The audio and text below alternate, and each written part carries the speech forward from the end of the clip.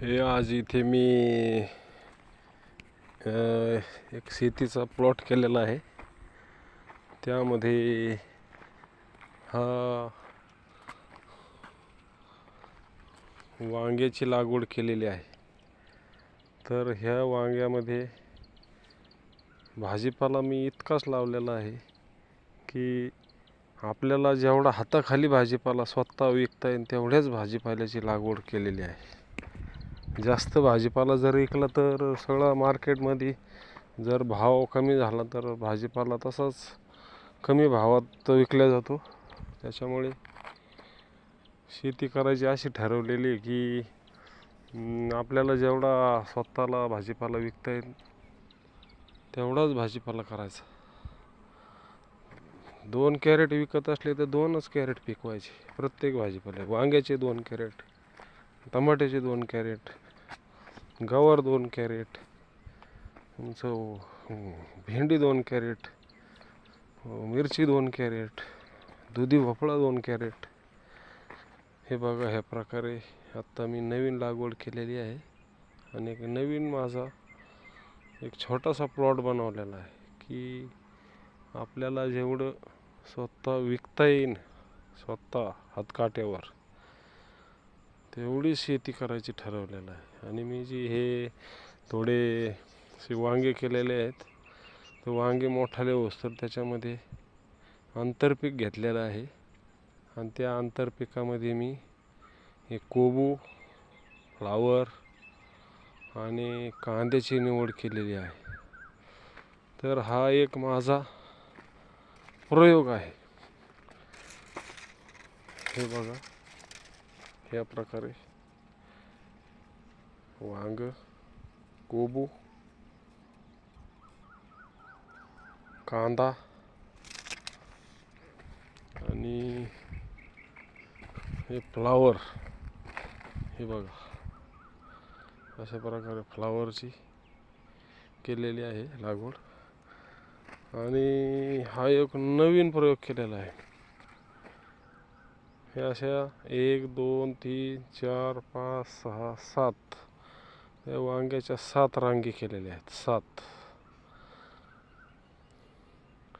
वांग चालू होईपर्यंत फुलवर पीक, कोबूचं पीक बाहेर निघून जाईल आणि जागा परत वांग्याला हवेशीर मोकळी होईल.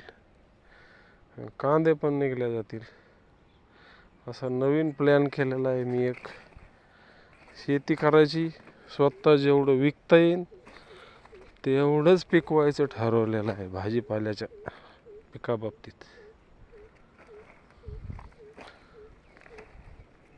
बघा, हे आमचा मकाचा प्लॉट आहे.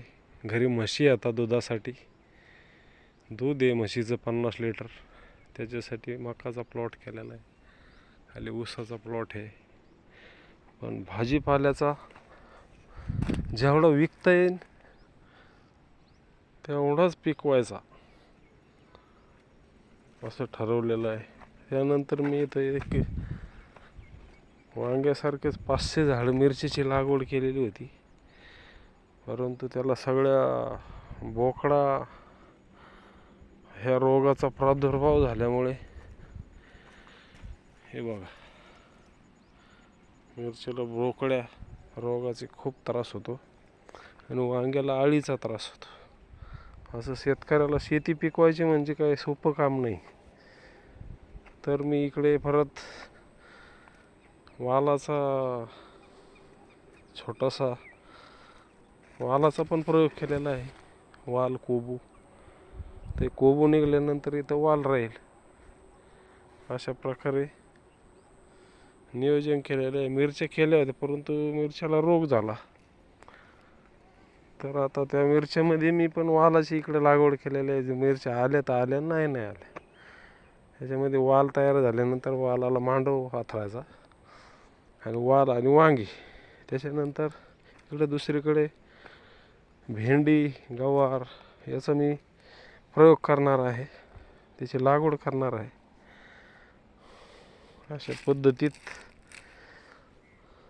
प्लॅनिंग केलेले आहे. तर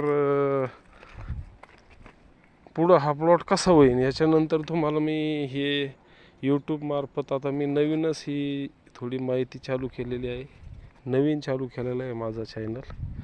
तर यूट्यूबमार्फत आता हा प्लॉट नंतर कसा येईल ही शेतकऱ्यांना परत मी माहिती सांगणारच आहे. हा प्लॉट कसा होईल हा दाखवणार पण आहे. हे बघा सगळ्या याच्यात कांदा आहे, कोबू आहे. आता वांगा 4-5 फुटावर आहे. हे वांगे मोठाले झाल्यानंतर हे तर तोपर्यंत हे पीक निघून जाईन आंतरपीक. असा एक प्रयोग करू राहिलो आहे. जर तुम्हाला याबद्दल काय वाटते याचे कमेंट करा, लाईक करा. जय हिंद, जय महाराष्ट्र.